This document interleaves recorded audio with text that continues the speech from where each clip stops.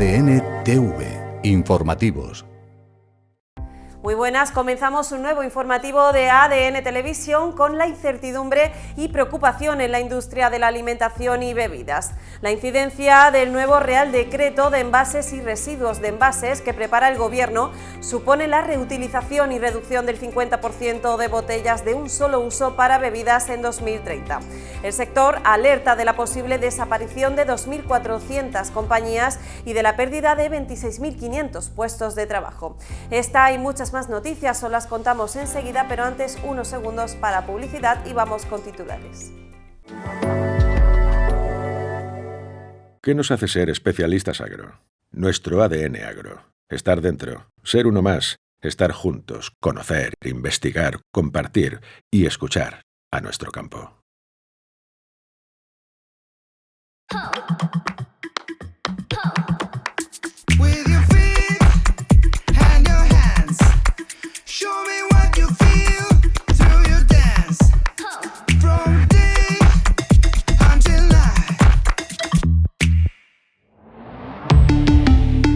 Volkswagen. Titulares. Los mecanismos de la Unión Europea evitarán que la guerra en Ucrania afecte a la seguridad alimentaria. La Unión Europea estudia la intervención de los mercados agrarios. La situación crítica provocada por la invasión de Rusia en Ucrania abre la necesidad de reducir la dependencia comunitaria de ciertos productos. Francia y Marruecos suscriben un nuevo paquete de acuerdos en materia de agricultura, pesca, acuicultura e industrias alimentarias. La industria de la alimentación y bebidas alerta del cierre de 2.400 empresas y de la pérdida de 26.500 puestos de trabajo como consecuencia de la entrada en vigor del proyecto del Real Decreto de Envases y Residuos de Envases que se encuentra en tramitación. Un Real Decreto que plantea la reutilización y reducción del 50% de las botellas de un solo uso para bebidas en 2030. 2.400 compañías, el 7,1% del total de las empresas del sector de alimentación y bebidas, echarán el cierre debido a los nuevos objetivos de reutilización y reducción del 50% de botellas de un solo uso para bebidas a 2030. Objetivos que recoge el proyecto de Real Decreto de Envases y Residuos de Envases que se encuentra en plena tramitación. Objetivos que conllevan un incremento de costes e inversiones inesperadas para las pequeñas y medianas empresas, la mayoría ubicadas en el medio rural. El decreto de envases establece unos objetivos de reutilización y una reducción del 50% de botellas de bebidas de plástico de un solo uso, que en ningún caso está recogido en la Directiva Europea.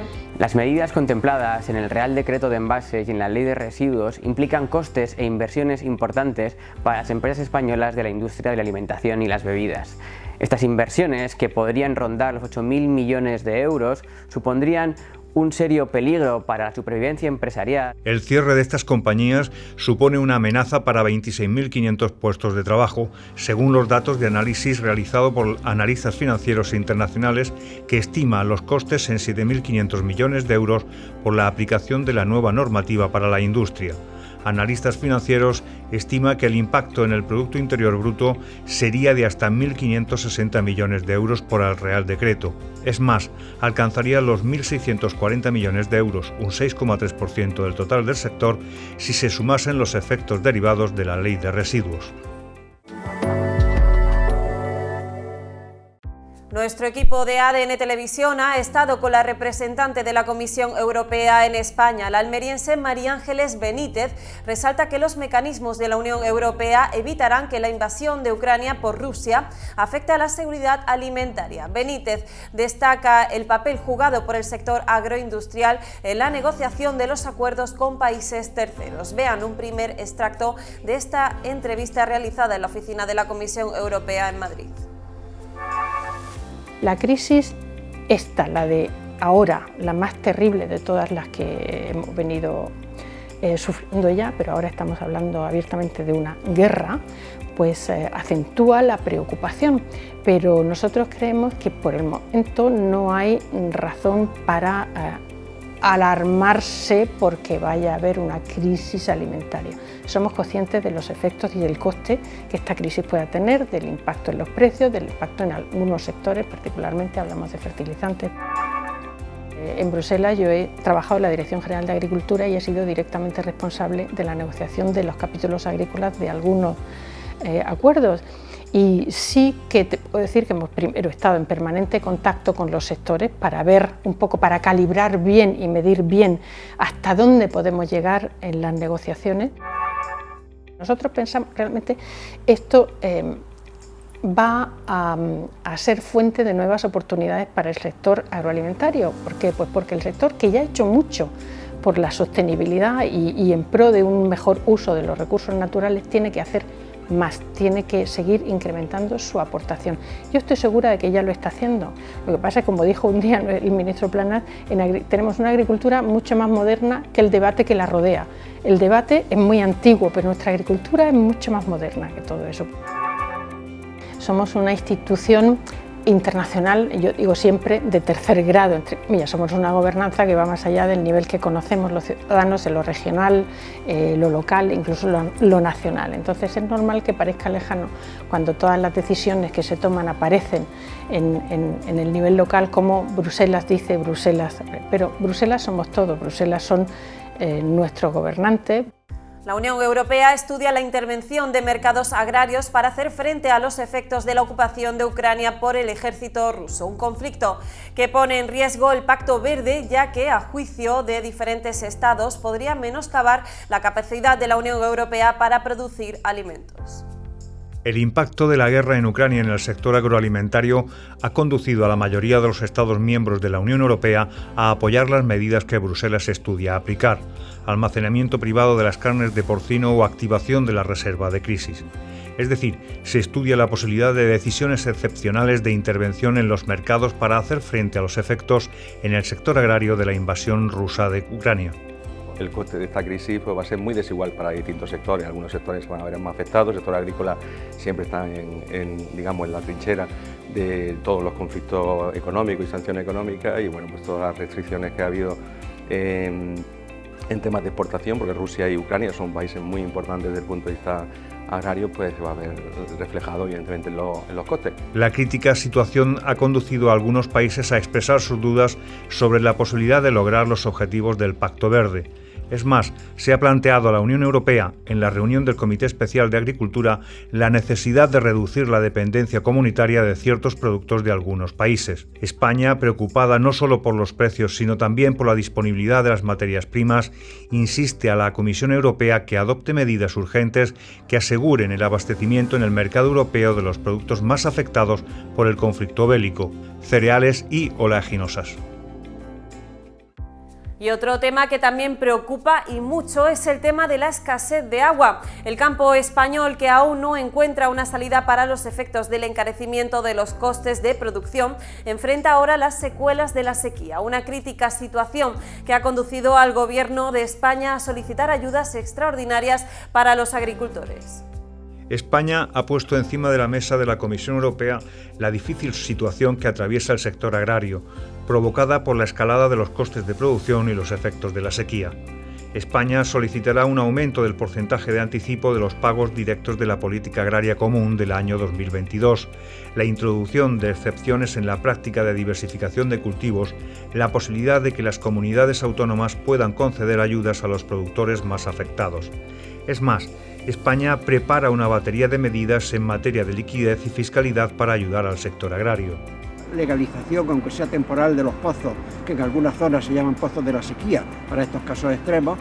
En otras zonas también que se facilite la posibilidad de construir balsas. Estamos teniendo problemas tanto en la comida para el ganado como también para sacar los cultivos hacia adelante, con lo cual pues, hacen falta medidas urgentes que vengan a paliar la escasez de agua que hay y sobre todo el incremento de costes que están teniendo los agricultores y ganaderos. Necesitamos que el precio del agua desalada sea único para todo el mundo, que está regulado en ley, que sea 0,30 céntimos metro cúbico a pie de parcela. Hay un problema con la ganadería europea y española, ya que dependemos de la compra de alimentación de países terceros. La Mesa de la Sequía trabaja ya en un proceso de análisis y seguimiento de los efectos que la escasez de lluvia puede tener sobre las producciones agrarias. La mesa será un foro de coordinación interadministrativa que contará con un grupo técnico permanente de trabajo. La reserva hidráulica peninsular se sitúa en un 40,5% de su capacidad, 15.671 hectómetros cúbicos. El valor medio nacional de las precipitaciones acumuladas al comienzo del año hidrológico 2020-2022 ha sido 204,1 milímetros, un 41,8% inferior al valor normal.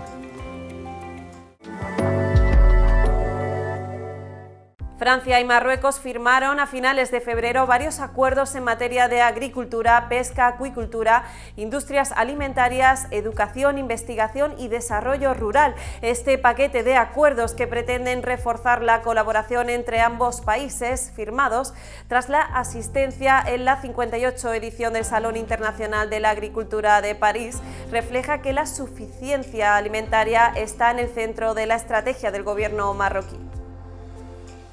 Nos quedamos en Marruecos para hablar de la apuesta por el cultivo de cannabis. En concreto, el decreto legaliza su producción y saca de la clandestinidad a 400.000 personas dedicadas a su producción. El objetivo es introducir esta producción con fines terapéuticos en industriales en los principales países europeos. Marruecos ha aprobado un decreto que autoriza el cultivo de cannabis con fines legítimos, es decir, terapéuticos y cosméticos. Su producción será en las provincias norteñas de Alucemas, Chaouén y Taunat. Otras provincias podrán incorporarse dependiendo del interés tanto de inversores nacionales como internacionales. La Agencia Nacional de Regulación de Actividades Relacionadas con el Cannabis será quien regule toda gestión en coordinación con los Ministerios de Interior, Sanidad, Agricultura y Comercio e Industria. Como distribuidores o como vendedores estamos también en un grupo que se ha hecho en España para elevar una queja a Europa, pues para que aquí nos dejen trabajar en este sector tranquilamente, sin problemas, con unos márgenes legales, con unos baremos legales. Y claro, pues me parece estupendo que se haya aprobado en Marruecos, sobre todo porque Marruecos hasta ahora ha sido el surtidor, pero ilegal. El decreto determina que los titulares de las licencias presenten informes mensuales a la Agencia Nacional de Regulación sobre la producción y venta de cannabis, además del estado de almacenes, semillas, plantas y productos. Este decreto llega después de que el Parlamento aprobara el proyecto de ley que regulaba los usos terapéuticos e industriales de la planta, aunque la ley marroquí castiga sus usos recreativos. Sí, nada más que tiene beneficios y da mucho dinero al país y al Estado. Y yo pienso que debería estar en todo el mundo. Todo lo que de dinero y de trabajo, bienvenido sea. En 2021, 400.000 personas de 60.000 familias viven del cultivo de esta planta. De las 130.000 hectáreas en cultivo en el año 2000, se ha pasado a las 50.000 de los últimos años. Marruecos mira ahora a Europa como principal mercado: España, Países Bajos, Reino Unido y Alemania. El territorio de Argelia cuenta con 1,43 millones de hectáreas de tierras de regadío, de las que el 40% están ocupadas por cereales, una superficie convertida en un pulmón clave para la economía del país. Su aportación es del 12,3% del PIB y emplea un 10,4% de la población activa, es decir, más de 1 millón de trabajadores. La producción agrícola argelina permite cubrir un 72% las necesidades del país. Las patatas y cebollas son las principales producciones hortícolas, seguidas por zanahorias y lechugas. La huerta de cítricos en Argelia ocupa 63.000 hectáreas.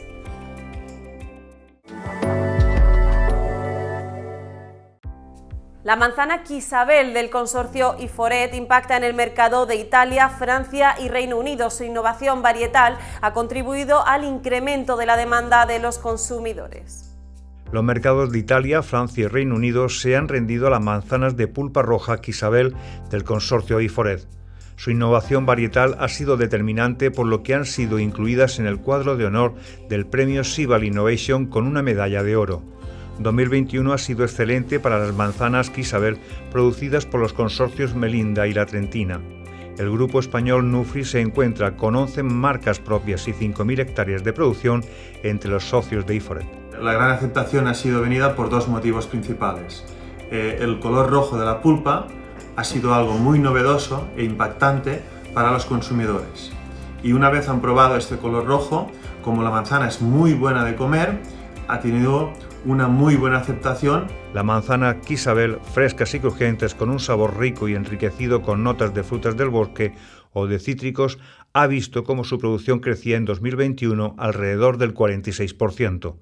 Las empresas comercializadoras han impulsado este producto con iniciativas dedicadas a los consumidores en los puntos de venta y colaboraciones con fruterías y mayoristas. Defensa de los intereses del sector citrícola frente a competidores europeos y que desarrolla actuaciones de promoción para incrementar el consumo. Estas estrategias son los argumentos de la empresa cooperativa ANECOP para reclamar un lobby citrícola con capacidad de influencia en Madrid y Bruselas. ANECOP considera que el campo valenciano no ha evolucionado en los últimos 25 años. Agricultura minifundista, una alta parcelación, actividad a tiempo parcial, abandono de tierras por falta de rentabilidad e inexistencia del relevo generacional. Desde ANECOP se apuesta por incrementar la dimensión de las empresas, llegar a nuevos mercados, innovar e invertir en promoción sin olvidar reducir los costes fijos, definir un mapa varietal y desarrollar planes de formación para los agricultores. Cambiamos de tema para hablar del nuevo ingrediente estrella de los restaurantes vegetarianos. Tienen un nuevo atractivo en su oferta, jackfruit, la fruta que parece carne. Los supermercados viven la irrupción de una serie de alimentos considerados exóticos hasta hace poco tiempo, como el tofu, el seitán o la quinoa. Productos que no son necesariamente para vegetarianos, pero son una ayuda en su nutrición, son ricos en contenidos de proteínas. Desde hace poco tiempo a esta lista se han sumado una fruta que ha conquistado a los restaurantes vegetarianos. Se trata de jackfruit y sustituye a la carne en muchas recetas. Sabor, textura, te recuerda un poquito a esa carne de cerdo deshilachada, pero no te aporta la proteína suficiente como para poder decir que sustituye a una carne. Jackfruit es conocida como la fruta de los 7 sabores porque, cuando está madura, su sabor recuerda al de muchas frutas tropicales como el plátano, el mango o la piña. Son muchos antioxidantes, tiene un contenido muy bajo en grasas.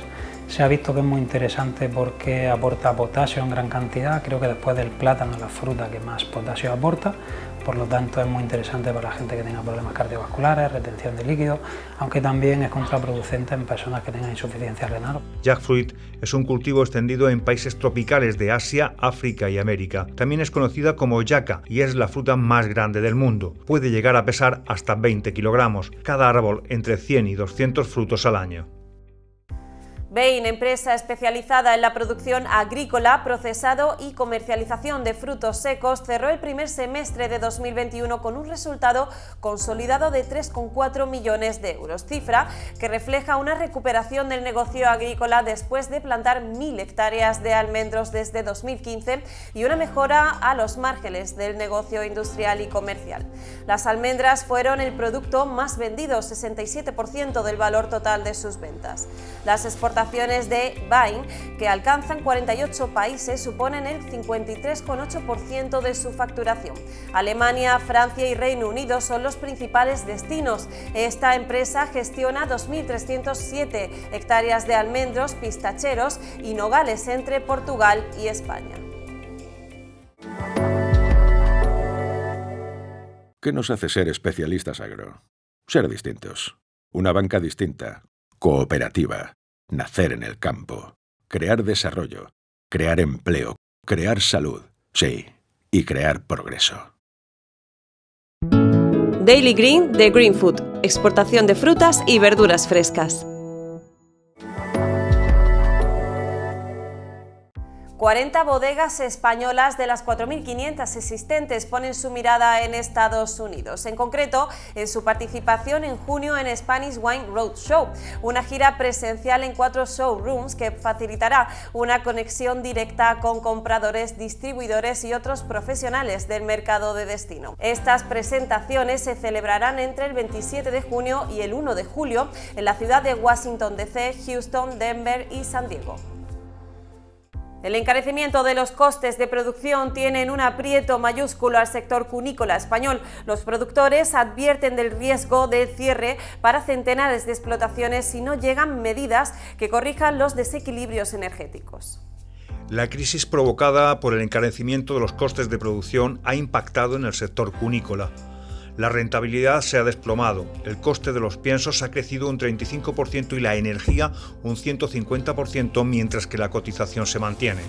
Ante esta situación, los cunicultores piden al Ministerio de Agricultura que garantice el cumplimiento de la ley de la cadena como barrera que evite el cierre de centenares de explotaciones. Siempre cuando el producto está más caro, pues se consume algo menos. Lo que pasa es que la carne de conejo tiene su fidelidad, tiene su público, por una carne la verdad bastante sana, con poca grasa, muy buena, y tiene un público que lo consume. Ha aumentado la carne de conejo y todas las carnes. El pollo lleva subiendo en 3 o 4 semanas consecutivas. El conejo, el cordero, la ternera bastante, el cerdo ibérico. Quizá ahora a lo mejor tardemos un poquillo más, pero bueno, sí, también la comemos. Pero tenemos que comer, es lo que hay. Aparte que es una carne buena. Otros incrementos de los costes vienen insoportables para el productor. Han sido el aumento del precio del gasóleo, entre un 40 y un 60%, de la energía, luz y gas, un 150% y el agua, un 30%. Los cunicultores piden medidas que corrijan estos desequilibrios o el sector será incapaz de alcanzar los objetivos que se pretenden con las nuevas estrategias de la granja a la mesa y de biodiversidad 2030, esenciales para el Pacto Verde Europeo. El sector tiene un censo de casi 3.800 explotaciones con casi 5.600.000 animales. El 80% está concentrado en Castilla y León, Cataluña, Galicia, Aragón y la Comunidad Valenciana. España es, tras Italia y Francia, uno de los principales productores de carne de conejo en la Unión Europea. Portugal e Italia son los principales destinos de la producción española.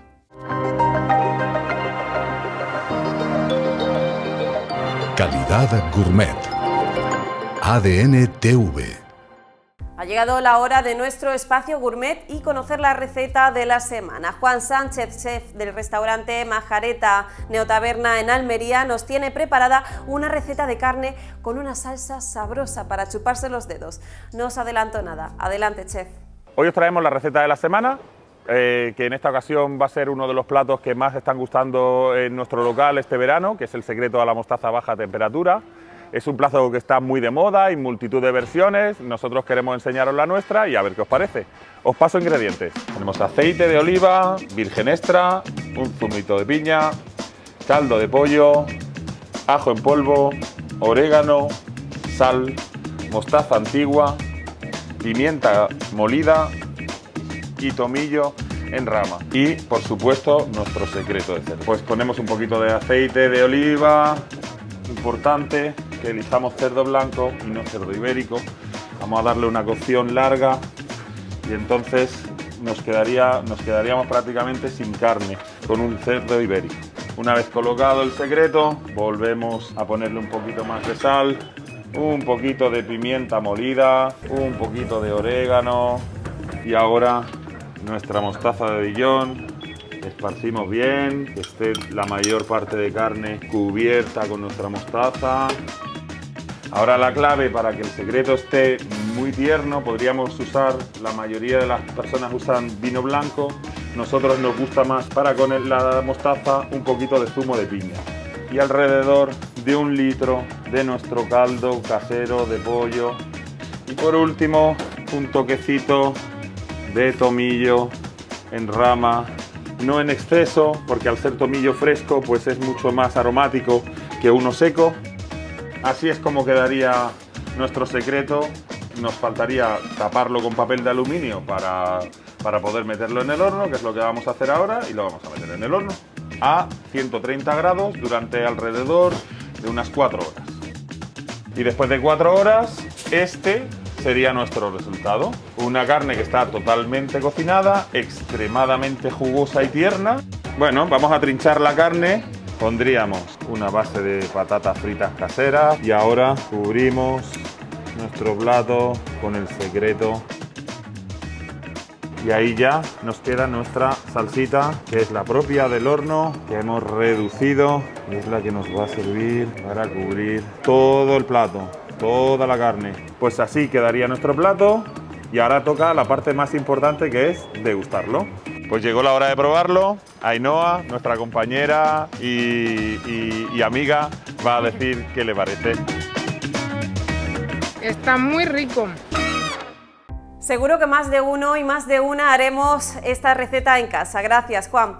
Pues con esta receta ponemos fin a nuestro informativo, pero ya saben, seguimos conectados diariamente con toda la información del sector agroalimentario en nuestra página web adn-mediotv.es y redes sociales de ADN Televisión. También os recuerdo que podéis informaros de toda la actualidad alemana con contenidos exclusivos y de interés agroalimentario en dna-mediotv.de. Gracias por estar ahí cada día. Continuamos trabajando, que paséis una feliz semana.